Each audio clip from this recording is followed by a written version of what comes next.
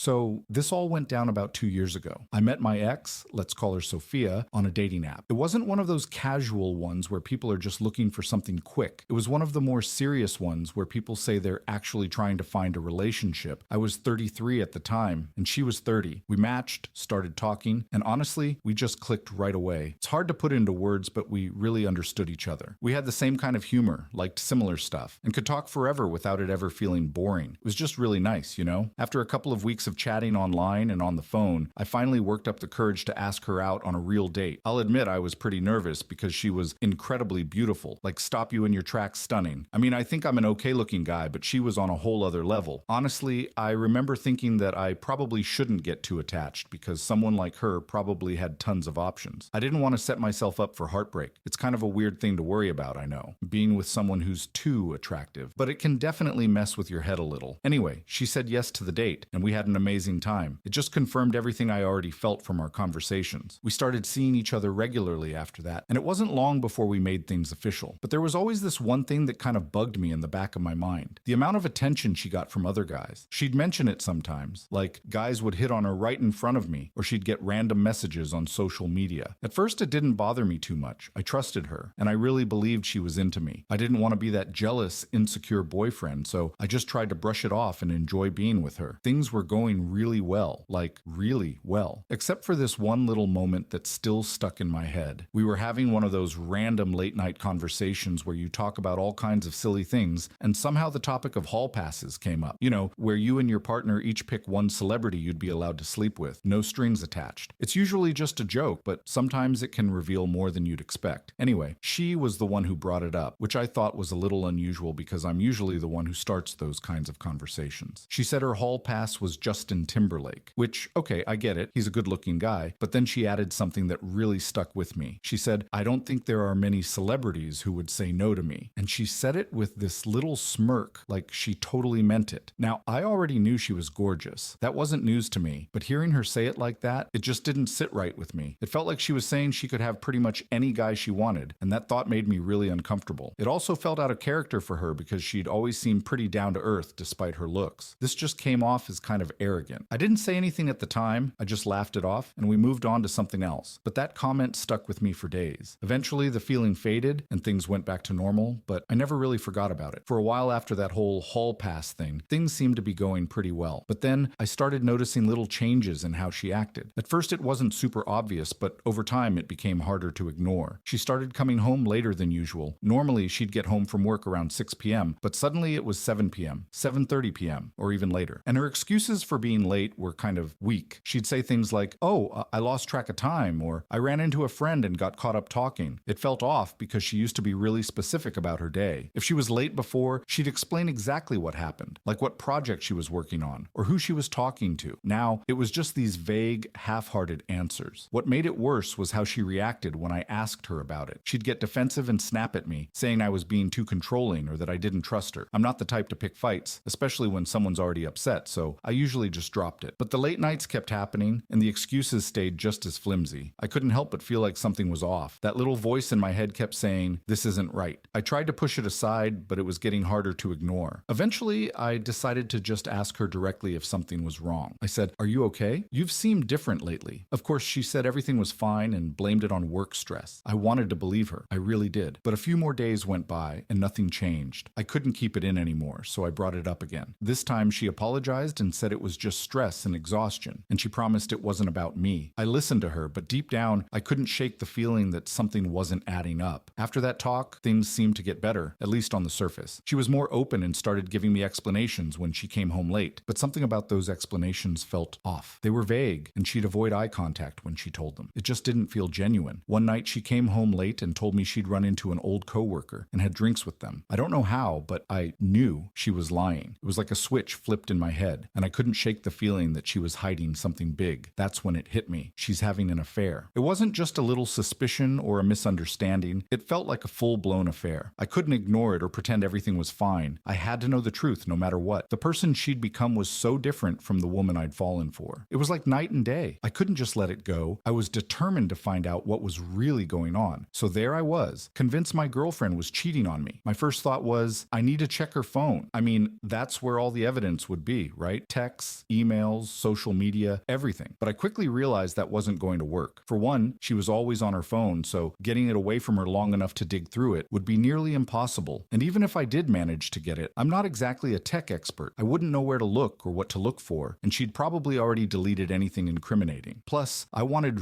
real proof, something concrete. I didn't want to just find a suspicious text and have to confront her with it. I wanted to know for sure, without any doubt. I needed to catch her in the act. So I decided to take a different approach. I hired a private investigator. I know it sounds like something straight out of a movie, but I was desperate. I needed to know the truth, and I needed someone who actually knew what they were doing to help me figure it out. I wanted to know who this guy was, where they were meeting, everything. I Googled private investigators in my area and found one with solid reviews. I called them up and set up a meeting. Walking into their office, I felt so nervous. It was like admitting that things had gotten way out of hand. I sat down with the investigator, a guy who looked like he'd seen it all, and spilled everything. I told him the whole story, starting with the hall pass conversation, then the late nights, the vague excuses, and how her behavior had changed. He listened patiently, nodding here and there, not judging me or making me feel stupid. He said he'd dealt with this kind of situation countless times before. He suggested doing surveillance for 2 weeks since her late nights were so unpredictable, but that would have been really expensive. We settled on 10 days instead. I gave him all her details, her phone number, email, where she worked, everything he needed. He told me not to contact him before the 10 days were up unless it was an emergency. He said it would be tough, but I had to let him do his job. I agreed, even though I knew it was going to be torture. Those 10 days felt like an eternity. It was agonizing, knowing someone was out there following my girlfriend, possibly uncovering proof of what I feared most. I felt completely helpless, just waiting, wondering, and imagining every possible scenario. It was hard to focus on anything else. Work was a disaster, and I couldn't sleep. The worst part was, she kept coming home late during those 10 days. 3 times, she didn't get back until after 9 p.m., always with the same weak excuses. I had last-minute plans with friends, or traffic was awful. She had no idea that every time she said those things, it just made me more certain she was lying. And every time she was late, I thought, this is it. This is when the investigator catches her. It felt like each late night gave him more chances to find the evidence I was dreading and needing to see. Finally, the 10 days were up. The investigator called me right on schedule. He didn't say much on the phone, just that he had the information I asked for and asked if I wanted to meet in person. I said yes, absolutely. I needed to hear this face to face. Getting this kind of news over the phone felt too cold, too detached. I'd been waiting for what felt like forever, and I needed to see his expression to know for sure that what he was telling me was real. I drove to his office, my hands shaking on the steering wheel. My stomach was in knots. When I walked in, he was sitting there with a manila envelope on the desk in front of him. He gestured for me to sit down and asked if I wanted him to explain what he'd found, or if I wanted to look through the envelope myself. I told him to just tell me. I figured hearing it from him first would soften the blow a little. It felt like the difference between ripping off a Band-Aid slowly or all at once. I needed a moment to brace myself. He took a deep breath and said, "Your suspicions were right," just like that. No beating around the bush, no sugarcoating. He told me he'd followed her to an apartment building 3 separate times. Each time she went in alone and left about 2 hours later with the same guy. He'd gotten the apartment number and the guy's name, Ethan. I'm changing the name, obviously. My first thought, honestly, was that I wanted to find this Ethan guy and, well, let's just say I wasn't thinking peaceful thoughts. But then it hit me. That wasn't the point. The point was that my girlfriend, the woman I loved, had betrayed me. That was what I needed to focus on. He slid the envelope across the desk. I opened it, and there they were. Photos. Photos of her and this Ethan guy in front of the apartment building, hugging, holding hands, kissing by her car. It was all there, in black and white. Undeniable proof. I almost lost it right then and there. I mean, I really came close to breaking down in his office. Suspecting something is one thing, but actually seeing it with your own eyes is a whole different level. The visual evidence hit me like a ton of bricks. I managed to hold back the tears, but it was a struggle. It wasn't just the affair. It was the realization that the life I'd imagined with her, the future I'd built in my head, was falling apart. I didn't know what to do next, but I knew one thing. I had to confront her. When I got home, I asked her to sit down. I didn't yell or make a scene. I just calmly said, "We need to talk." She could tell something was wrong. It was written all over my face. She sat down, and I laid it all out. I told her I knew about the affair, that I'd hired a private investigator, and that I had proof. At first, she looked shocked. She just stared at me, her mouth slightly open. Then she tried to brush it off like it wasn't a big deal, but I wasn't having it. I told her everything about the apartment building, about Ethan, all of it. And she just sat there, silent. She didn't deny it, didn't apologize, didn't even try to explain. She just listened. And the more I talked, the angrier I got. Her silence was maddening. It was like she didn't even care, like she wasn't the least bit sorry for what she'd done. Finally, I couldn't take it anymore. I told her I wanted to break up. I said, "I can't do this anymore. I'm done." And then she did something I never expected. She laughed. She stood up. up like she was trying to intimidate me and launched into this whole speech. "You want to leave me?" she said. "Are you serious? So what?" I had a little fun on the side. It was just physical. It didn't mean anything. Yeah, I cheated. Big deal. But where do you think you're going to go from here? Do you really think you'll ever find someone like me again? Hasn't it been obvious all along that I'm out of your league? It was one time. Is that really worth throwing everything away? She kept going, basically trying to make me feel like I should be grateful to be with her, even after what she'd done. Can you believe that? I was completely stunned. I knew she had a big ego, but this was next-level arrogance. This wasn't the reaction of someone who felt guilty or wanted to fix things. This was someone who didn't care at all, someone with a total whatever attitude. It was like she expected me to just accept that she was too good for me, that she could do whatever she wanted, and I should be grateful to even be with her. She honestly thought I wouldn't have the guts to leave her. That's how much she believed in her own superiority. Her words hit me like a punch to the gut. I've been hurt before, but this was different. This was pure, raw rage. I'd never felt anything like it. I stood up, looked her straight in the eye, and told her exactly how much I despised her. I don't remember the exact words, but it was something along those lines. Then I just walked out. I didn't pack a bag or say goodbye. I couldn't stand to be in the same room with her for another second. I felt completely betrayed. It was over. I spent that night in a cheap motel. I couldn't go back to the house. Not yet. I needed to be alone to process everything that had happened. I lay there in that uncomfortable bed, staring at the ceiling, replaying the confrontation in my head over and over. I couldn't believe how she'd reacted. It was unreal. The next day, I went back to the house to grab some of my things. I thought she'd be at work, but she was there. She looked like she'd been crying, but she was trying to act tough, like nothing was wrong. And then, get this, she had the nerve to say, "I knew you'd be back," with this smug little smirk, like I'd just thrown a tantrum and would come crawling back to her. I didn't say a word. I just went inside, grabbed some clothes, toiletries, and a few other essentials. I knew I couldn't get everything at once, but I wanted to get out of there as fast as possible. I told her I'd be back for the rest of my stuff later. She just stood there, watching me with this look of disbelief, like she couldn't believe I was actually leaving. She didn't say anything until I was walking out the door. Then she mumbled something under her breath, but I didn't catch it. And honestly, I didn't care. I've been trying to figure out why she acted the way she did, but it's still hard to make sense of it. I think maybe she was looking for some kind of validation or excitement outside of our relationship. Maybe she felt insecure about getting older or stuck in our routine. Maybe she saw me as this safe, reliable guy, someone she could count on, but also someone she thought was beneath her. And because she'd always felt that way, she didn't see the cheating as a big deal. She'd already justified it in her mind. Of course, this is all just me trying to piece it together, trying to understand something that might never make sense. After I left, she started texting me. At first, the messages were mocking and sarcastic, like she thought the whole thing was a joke and I'd come crawling back. She clearly thought I was bluffing, that I wouldn't actually go through with leaving. But then, a few days later, I went back to the house with a friend to get the rest of my stuff, and she was shocked. She couldn't believe I was serious. I think that's when it finally hit her that it was really over. One of her last messages to me was, "I hope you know you'll never find anyone like me again." Seriously, I just blocked her after that. I couldn't deal with it anymore. It was too much. Okay, fast forward a bit. The breakup with Sophia was a mess, obviously, and it took me a while to get my head straight, but life goes on, right? A few months later, it was time for my 15-year high school reunion. I wasn't sure if I wanted to go, but some of my buddies convinced me. It ended up being a really good time. It was great seeing old faces, catching up with people I hadn't seen in years. Just a really positive, fun atmosphere. And then there was